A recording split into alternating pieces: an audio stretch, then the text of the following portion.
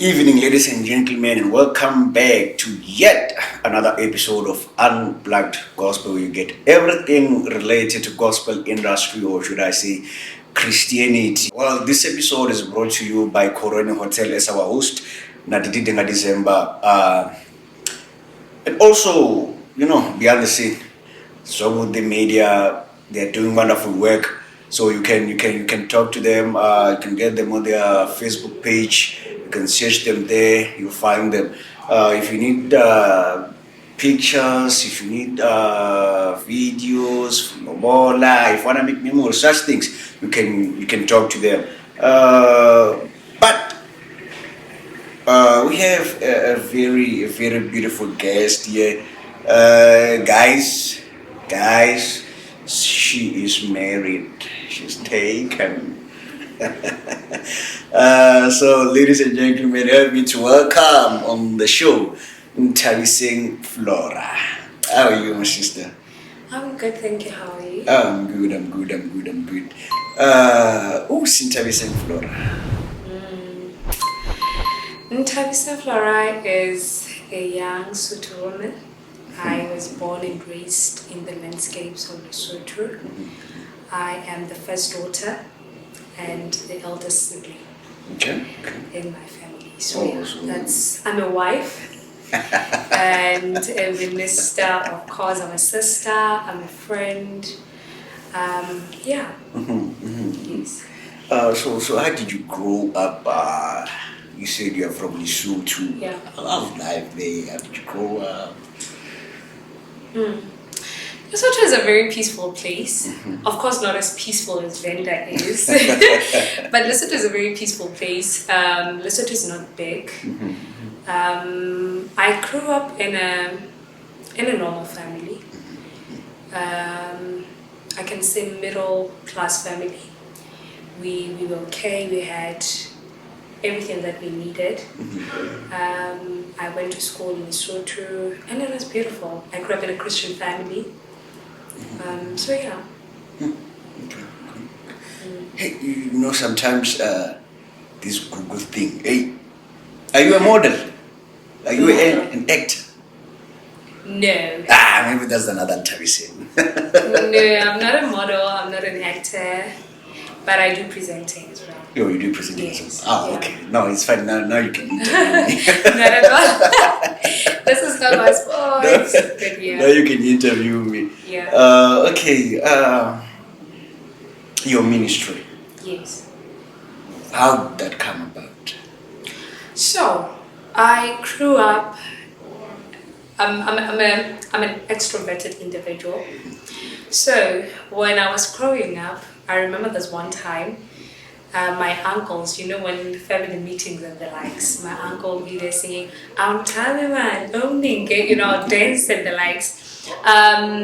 So this music thing, I think because the family we used to sing together, for some reason it was like a seed that kept growing and growing and growing. Yes, the talent was there, but with them having those events at home, gatherings, and then we'll be singing, it was like them watering the seed anyway. I went to high school, primary, and I remember I had just left a certain school and went into that. So I remember my very first day, I think it wasn't the first day, the second day actually, when I got to that school, I stood on a desk. And I was like, freedom is coming to all. And then all the children, they came and they were looking through the window. Who is this girl? So that's when really my love for music grew, started, can I say blossoming in a way. And then I had a group where we would meet at lunch, sing, pray at school in primary. Went to high school, but then I launched into ministry officially in 2017 when I became part of a band called Rebirth Lesotho. So I became part of the band Rebirth for about 2 years. Yeah, for 2 years. And 2019, got into a competition. From the competition, then I went solo. Then, I've been into the ministry since then. but into the industry officially. I got into this industry officially last year. Also, last year was the first time you were recording. That was the first time I had my record to the king. Oh. So you've never recorded anything before? Maybe a single? I had, but also I actually brought it down from the the music platforms. I had, which was in 2021. Oh, okay. Yeah. Oh, so you have been in the industry since 2021. So, okay, I've been in the industry since 2021. So what made you take down that work from 2021?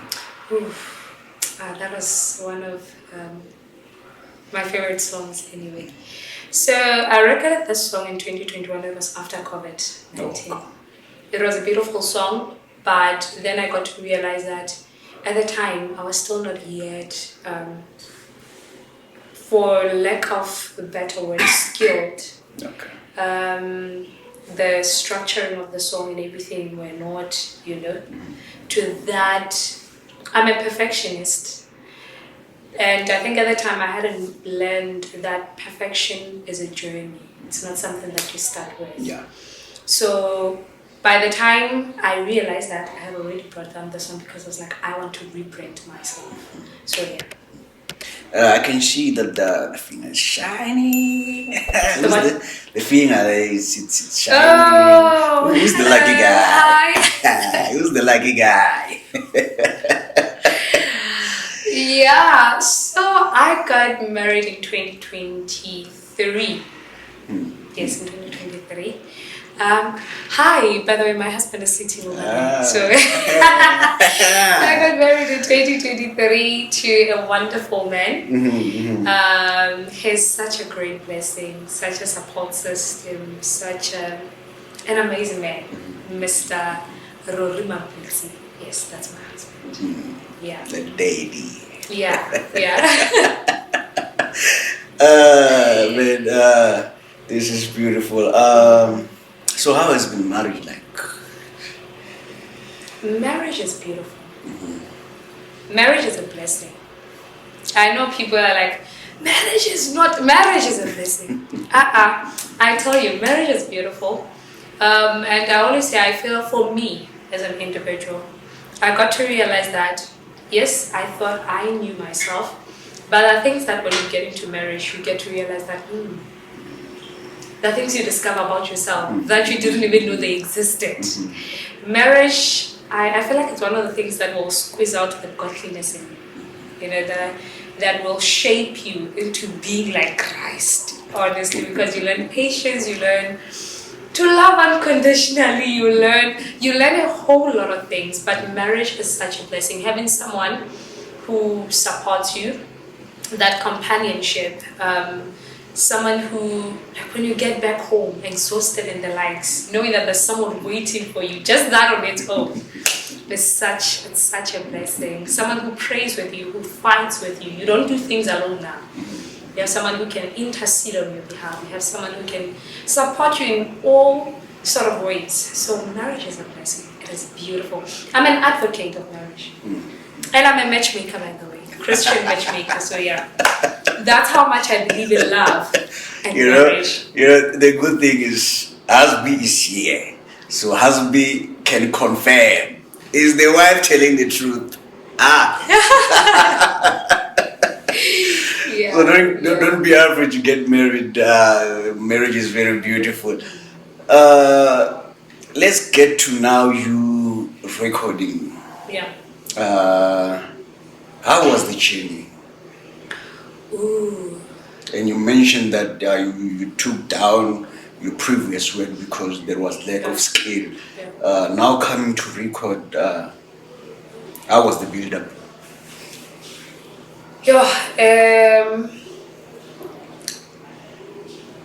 I will say it was overwhelming.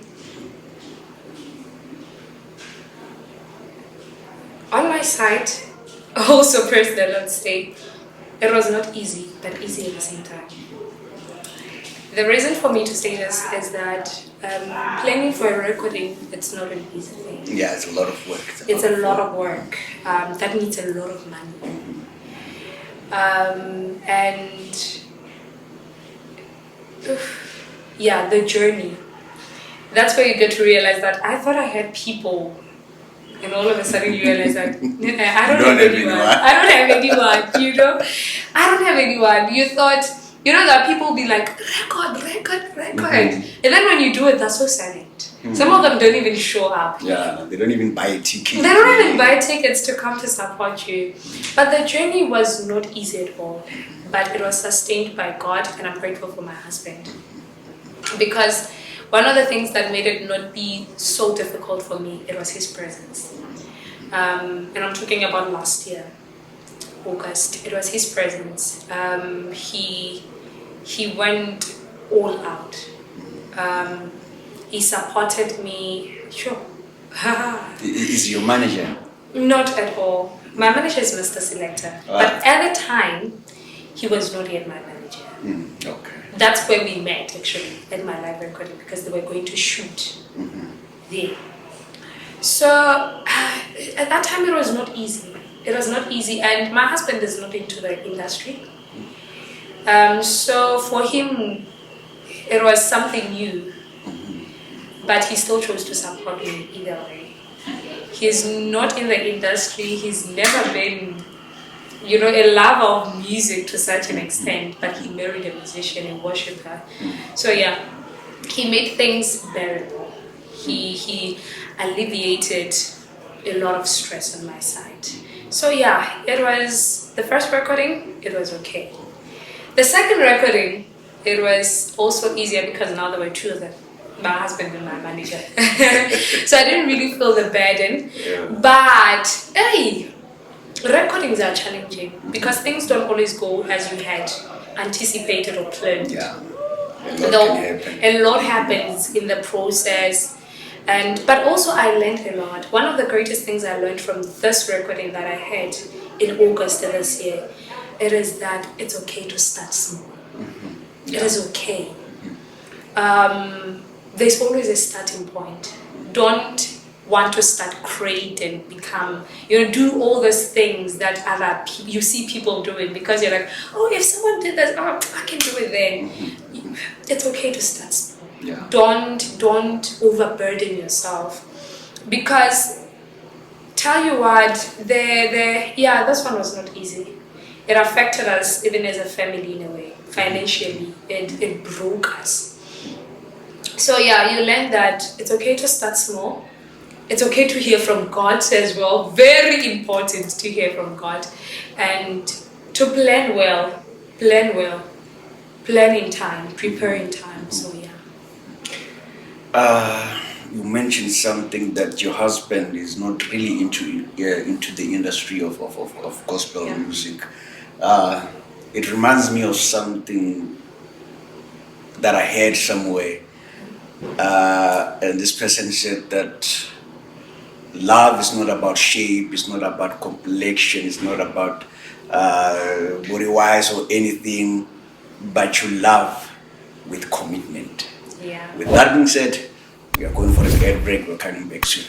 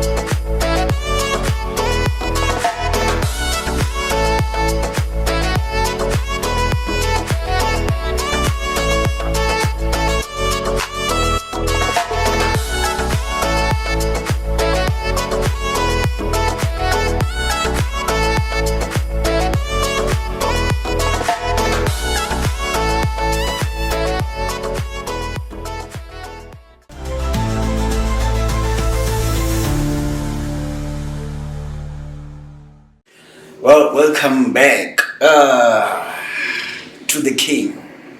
To the King. Yeah. What was happening there? What was happening? What to say to the King? Yeah. What inspired you to have such a song, title your album then? So to the King, right? I felt that it was time that I do a record. And for some reason, I wanted something that had nothing to do with my name or with me, but that had to do with God. And I remember I had 3 titles in my head because I wanted it to be about God. I was like, do I say for the King, to the King, all about the King? And I was like, it's all the same thing, but to the King encompasses all these 3 or 2 titles. So I was like, okay, let me call it To the King. By the way, at the time, I already had To the King song, but it was not yet complete. Oh, okay. The song. Okay. So I was like, okay, To the King it is. To the King.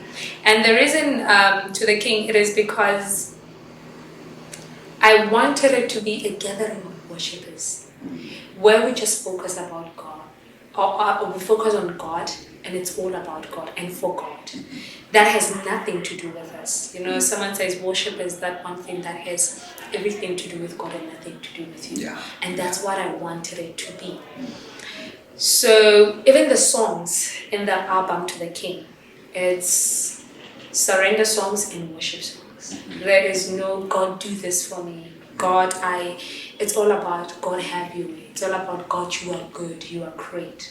So it's for Him, it's to Him, it's about Him. So yeah, that's To the King. So after the title, then I was finishing the song To the King.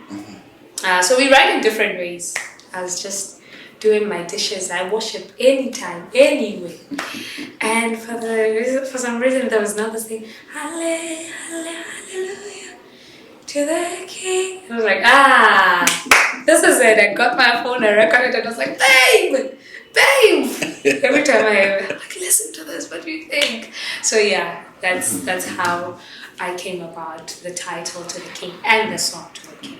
Yeah. And now we have a tour of To the King. Last time it was done at Lesotho, Yeah. and we have just recently done it here in Venda. What can we expect from the tour? Okay, so I thought personally when I was working To the King last year, I thought it's just for this year. And then now, having my manager and having some conversations with him and my husband, he was like, let's have a tour. Let's make this something big whereby we can gather worshippers and bring them together in one room and just focus on To the King. So that's when now To the King, there was now To the King Lesotho and To the King South Africa. That is why it happened this year. So from here, all I can say is you can expect great things. To the King is going to grow big. And I believe that it is going to touch 1,000 lives.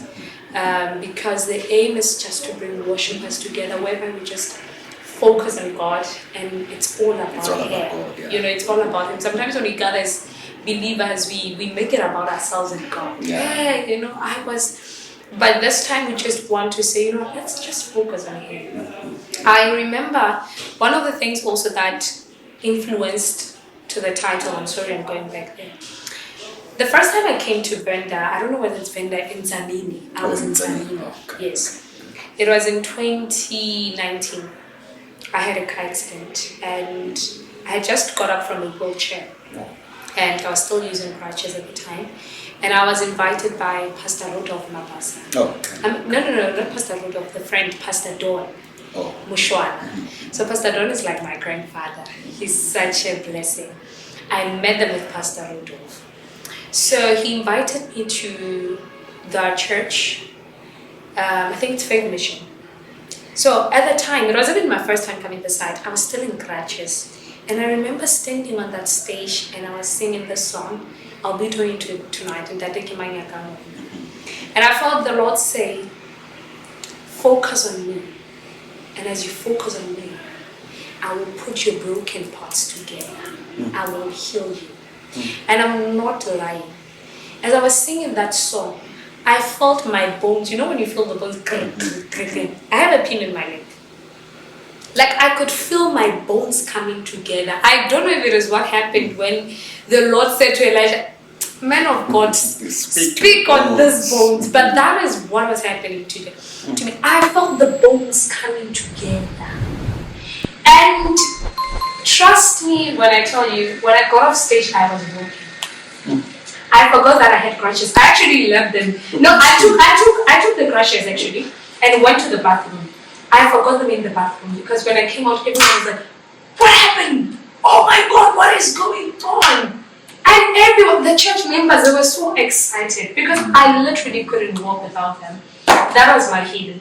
And I remember from then, that's when I told myself that I'm going to focus on God, because I realized that the more I focus on Him, He focuses on me. So as I set my eyes on Him, I know that I am taken care of. So to the King is also, that is also one of the things that influenced to the King to say, let's gather, let's focus on God. Forget about, Father, come through for me. No, He eventually, He knows what you need. As you focus on Him, He will definitely come through. And on top of those things, He added a husband. Maya. Jehovah. And on top of those, out of my baby girl, I'm going to give you a man who will love you just like Christ loved the church. Hi! God is so good. Your music. Yeah. What inspires you? Your signature, your sound. Yeah. What inspires that? Because I think it's very different from what we normally hear or see. Yeah. Your worship is, I don't know how to put it, but what inspires your sound? Yeah. So, I think it's my relationship with God. It's my heart for God. My conversations with God. I like saying to my husband, I can write. Do you want me to write about this chair? I can write a song about this chair. I think it's just a blessing that God has given to me. But I don't like writing my songs that way. I don't wake up and just say, God, you've been so good. Let me write about God, you've been so good. No, I don't do that. Usually, most of my songs, I wrote them in prayer. When I was praying. I wrote my songs in prayer. Some I wrote in the shower when I was praying. Like I said, I pray anytime. I'm doing dishes. I'm cleaning my house. I'm in worship midnight. All the time. I love singing to God. If I'm praying, I want to say something. I want to say something to God. So it's a confirmation of the prayer. Yes, So I'll sing to God, and like I remember this song, it's actually out, Longing for You. When I wrote that song, it was in prayer. I think it was around 1 a.m. Around those hours. And I was in prayer. And as I was praying, I was like, God, I'm not leaving. I'm not leaving until I feel you in a tangible way. I don't just want, I know you're here. I know you're omnipresent. I know you're Emmanuel, you live in me. But Lord, I need you. This time, I really need to feel you in a different way. And because I was going through a lot at the time, and I had been seeking.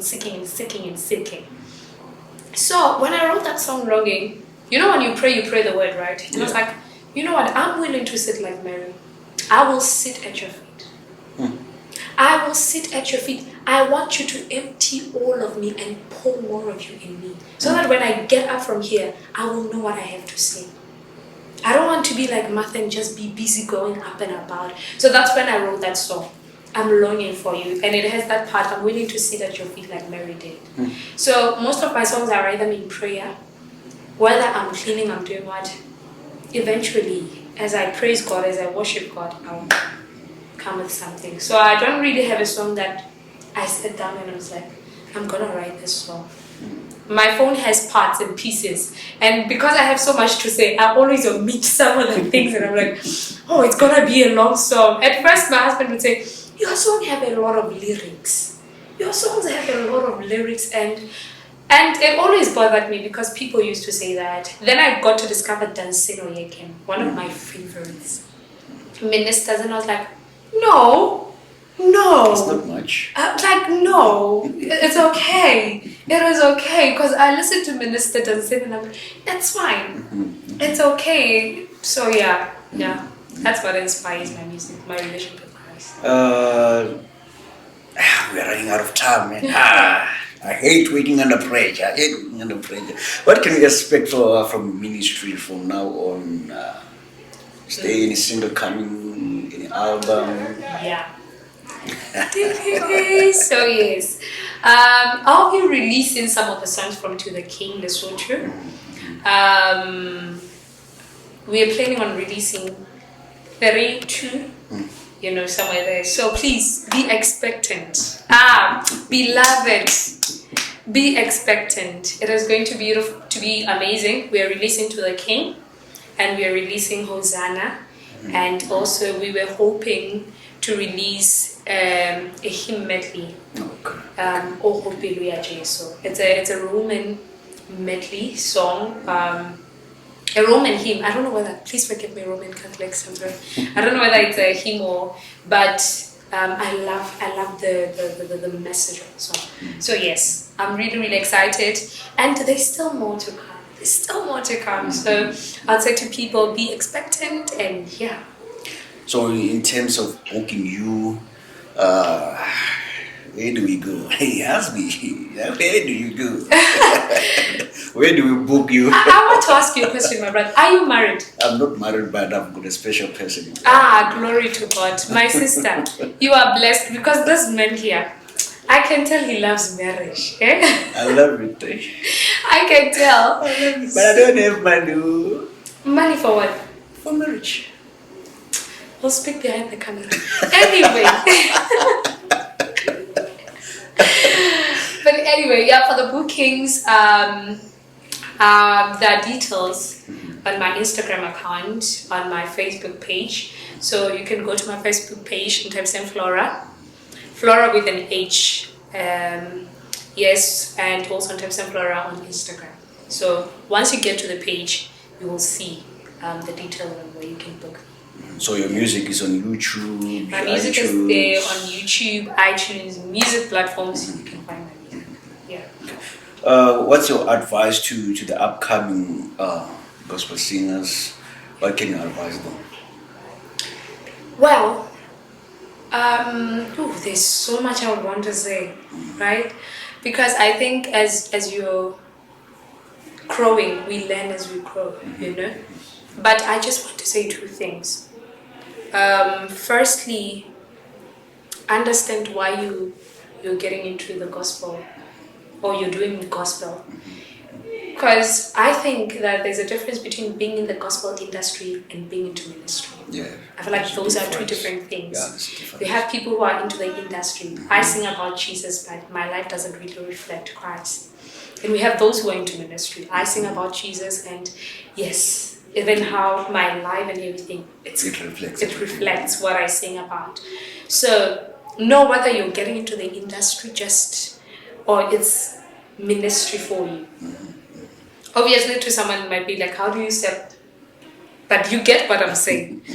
And secondly, understand yourself. Allow God to be your permission. You cannot get into a God thing and believe that you're just going to do it by yourself. You need the guidance of God. Yeah. You need the leadership of God. You need the directive of the Lord. So let God be your permission. Don't allow the voices to tell you that you're ready unless the Father says you're ready. Let Him be your permission. And also understand yourself. I'm so grateful that God gave me this understanding that the same way it is in the fivefold ministry, so it is in our music ministry. There are musicians or gospel ministers who are evangelists. There are those who are preachers.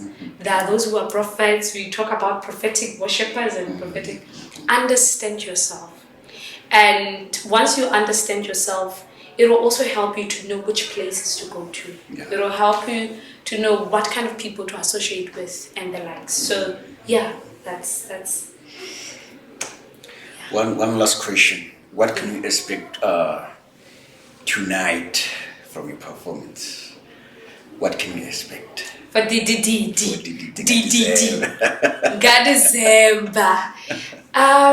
Tonight, I would say be ready for worship. It's all about worship. When you see me, you should just know that you're going to worship. That's just me. It's all about God. Like for me, it is always about God. So yes, worship. No, Nthabiseng, as Unplugged Gospel TV, we really appreciate you coming through, and we pray that God bless your ministry going forward. Awards should come at home, and we should be celebrating awards very soon. May God bless your ministry going forward. Thank you so much for having me, and thank you so much to everyone. Kezo batho basho ubakande ngaduka la matiba nditsube the rev lone dulu dulwana bukuma la athu adzi nda